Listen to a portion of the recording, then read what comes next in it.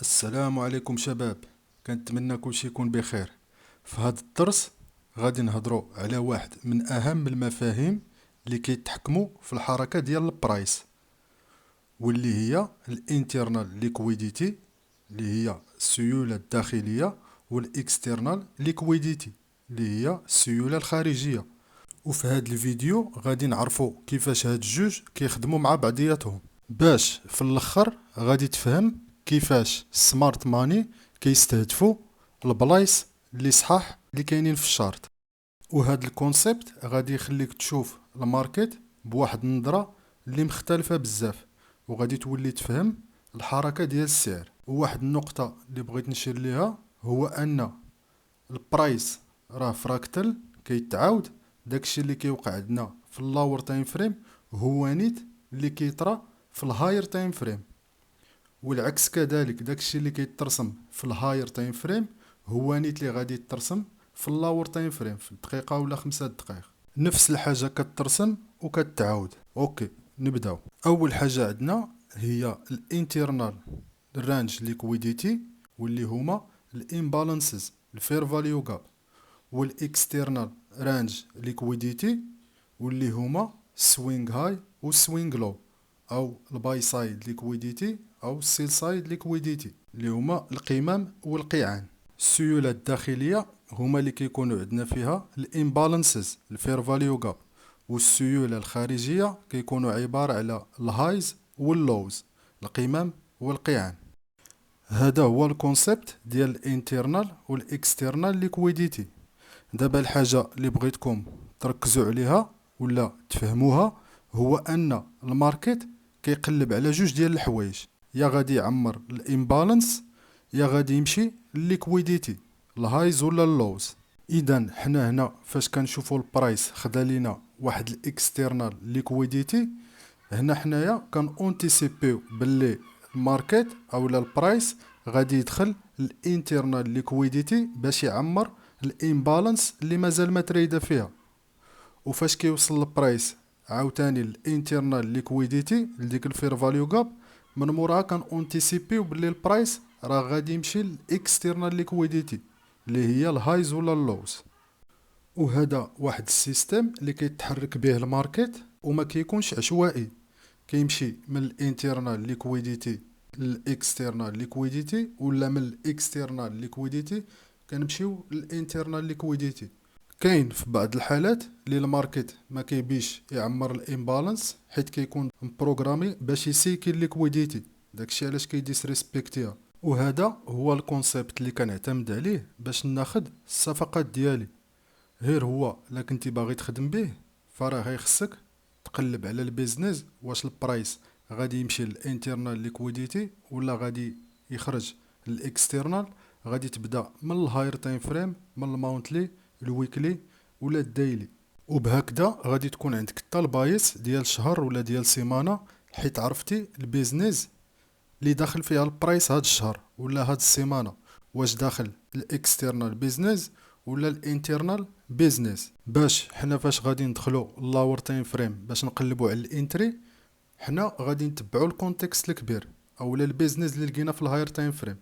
لا لقينا البرايس قاصد الاكسترنال، حنا في اللاور تايم فريم غادي نتسناو البرايس يدخل الانترنال باش من موراها ناخدو الانتري ونتارجيتيو الاكسترنال ليكويديتي اللي كتكون قدامنا. والانتري ديالك راه غادي تكون في الماركت ميكر باي موديل في الباي سايد اوف ذا كيرف. هادي في حالة الا كنا بوليش في الهاير تايم فريم، وإلا كنا بيريش فراه غادي ندخلو في الماركت ميكر سيل موديل باش نقصدو الاكسترنال ليكويديتي. وكذلك البرايس الى ديجا في الهاير تايم فريم واخد ليا الاكسترنال ليكويديتي ومخلي ليا واحد الامبالانس اللي هي انترنال ليكويديتي، فراه هاديك غادي تكون هي التارجت ديالنا.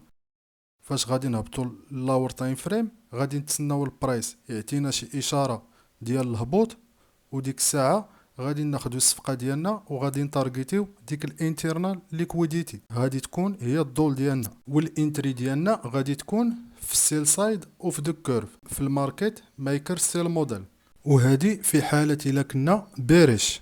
وفي السيناريو ديال البولاش فراه غادي ندخلو في الماركت ميكر باي موديل في الباي سايد اوف ذا كيرف، وغادي نتارجيتيو الانترنال ليكويديتي بحال المثال الاول.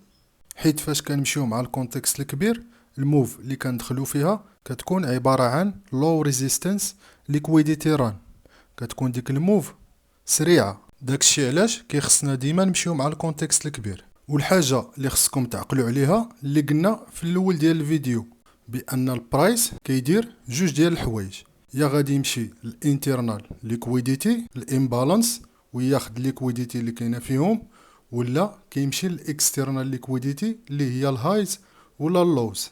وعندنا الحاله الثانيه هي البرايس فاش ما كيبغيش يتمشى بانترنال تو اكسترنال. هنا البرايس غالبا كيكون داخل في كونسوليداسيون وغادي يبدل الحركه ديالو، والبرايس ما كيعطيناش الامبالانس اللي غادي نخدمو فيها هاد الكونسيبت ديال الانترنال تو اكسترنال.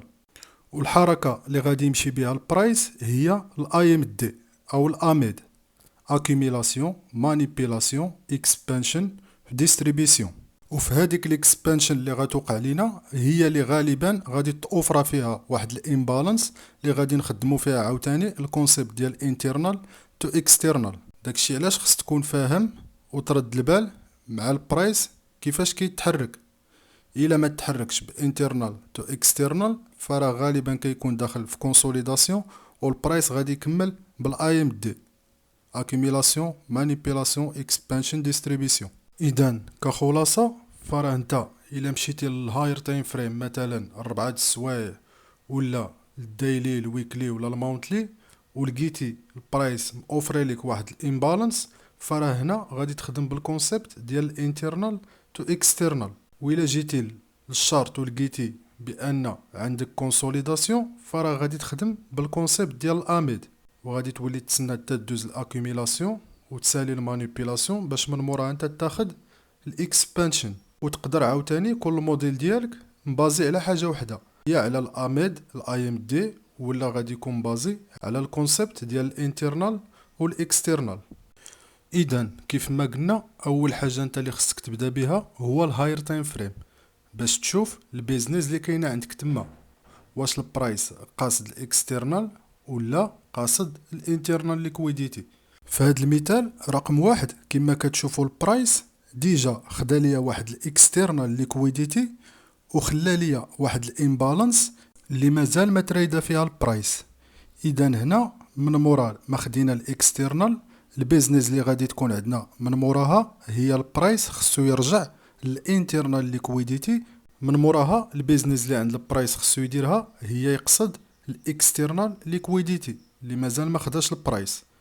هنا حنايا كنهبطو كنخدمو بالتايم الاينمنت ديال ديك البي دي اري اللي غادي نعتمدو عليها اللي هي الفير فاليو غاب، باش فاش غنهبطو لاور تايم فريم غادي نتسناو واحد ديسبليسمنت ولا واحد لي سي ام تي.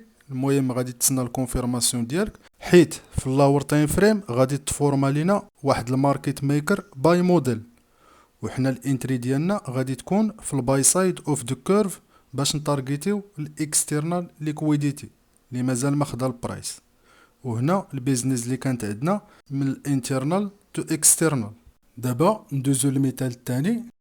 هنا كما كتشوفوا البيزنس اللي كانت عندنا في الهاير تايم فريم هي من الاكسترنال ليكويديتي الانترنال ليكويديتي. البرايس هنا خدا لينا الاكسترنال ليكويديتي، من موراها البرايس غادي اكتيفي لينا واحد الروتريسمنت باش نمشيو للانترنال ليكويديتي. حيت البرايس من مورا ما خدا الاكسترنال، البيزنس اللي غتجي من موراها هي الانترنال. وفاش غادي نهبطو اللاور تايم فريم البرايس غادي يفورمي ليا واحد الماركت ميكر باي موديل باش نمشيو بها للانترنال ليكويديتي، والصفقه ديالنا غادي تكون في الماركت ميكر باي موديل في الباي سايد اوف ذا كيرف، والتارجت ديالنا غادي تكون هي الانترنال ليكويديتي هذيك الامبالانس، وتما غادي تسالي الام ام اكس ام وغيخصنا نخرجوا من الصفقه. دابا غادي ندوزو للمثال ديال الماركت ميكر سيل موديل وكيفاش غادي نسبوتيوها وسط البيزنس من الاكسترنال للانترنال. اذا في هذا المثال الاول عندنا البرايس في الهاير تايم فريم واخد لينا الاكسترنال ليكويديتي، اذا البيزنس اللي غادي تجي من موراه هي البرايس خصو يهبط للانترنال ليكويديتي. وهنا فين غادي ناخدو معاه الصفقة ديالنا باش نمشيو معاه للانترنال. وفي اللور تايم فريم غادي تفورما ليا واحد الماركت ميكر سيل موديل باش تدينا الانترنال لهاديك الامبالانس، واللي غادي تكون هي التارجت ديالك. اما في هذا المثال الثاني فراه البرايس كما كتشوفوا في الهاير تايم فريم واخد ليا الاكسترنال ليكويديتي، وعاود عاوتاني برايس رجع الانترنال ليكويديتي وخلى ليا واحد الاكسترنال ليكويديتي للبرايس. فاش غنوصلوا للانترنال البرايس غادي يرجع ليها، وبعد ما البرايس كيطاتشي في الانترنال ليكويديتي من موراها تما غادي نقلبوا على الكونفيرماسيون ديالنا باش نهبطوا للاكسترنال. وهنا نهبطوا للاور تايم فريم باش نقلبوا على واحد الماركت ميكر سيل موديل اللي غادي تفورما باش تدينا الاكسترنال ليكويديتي، واللي غادي تكون هي التارجت ديالنا باش نساليو البيزنس من الانترنال للاكسترنال.